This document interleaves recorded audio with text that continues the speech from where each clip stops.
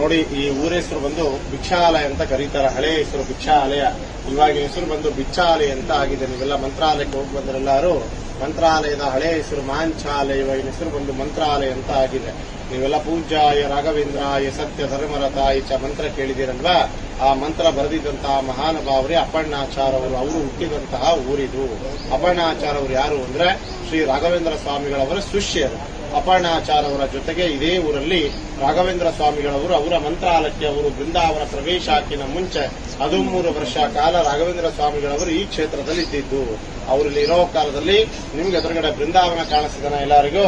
ಇದೇ ಕಟ್ಟಿ ಮೇಲೆ ಸಾಕ್ಷಾತ್ ಶ್ರೀ ರಾಘವೇಂದ್ರ ಸ್ವಾಮಿಗಳವರು ಒಂದಲ್ಲ ಎರಡಲ್ಲ 13 ವರ್ಷ ಕಾಲ ರಾಯರಲ್ಲಿ ಜಪ ತಪ ಅನುಷ್ಠಾನ ಹೋಮ ಮತ್ತೆ ಹವನಗಳ ಮಾಡಿದಂತಹ ಸ್ಥಳ ಇದು. ರಾಯರು ಜಪ ಮಾಡ್ತಿರುವಂತಹ ತಪಸ್ಸು ಮಾಡ್ತಿರುವಂತಹ ಕಟ್ಟಿ ಅಂತ ಕರೀತಾರೆ. Place of meditation place. Raghavendra ಸ್ವಾಮಿಗಳವರಿಗೆ ಪ್ರತಿನಿತ್ಯ ನಾವು ಇಲ್ಲಿ ಊಟ ಮಾಡುವ ಸಮಯದಲ್ಲಿ ಅವರಿಗೆ ತುಂಬಾ ಇಷ್ಟವಾದ ಪದಾರ್ಥ ಬಂದು ಕಡಲೆಬೇಳೆ ಚಟ್ನಿ ಮತ್ತೆ ಮಸ್ತಿ ಕಡುಬು ಅಂತ ಬರುತ್ತೆ. ಮಸ್ತಿ ಕಡುಬು ಅಂದ್ರೆ ನೀವು ಹಬ್ಬದಲ್ಲಿ ಊರಣದ ಕಡುಬು ಅಂತ ಮಾಡ್ತೀರಿ, ಅದು ರಾಯರಿಗೆ ತುಂಬಾ ಇಷ್ಟ. ಅಪ್ಪಣ್ಣಾಚಾರ ಅವರ ಪ್ರತಿ ದಿವಸನೂ ರಾಯರಕ್ಕೋಸ್ಕರವಾಗಿ ಮಾಡಿಕೊಡ್ತಾ ಇದ್ರು.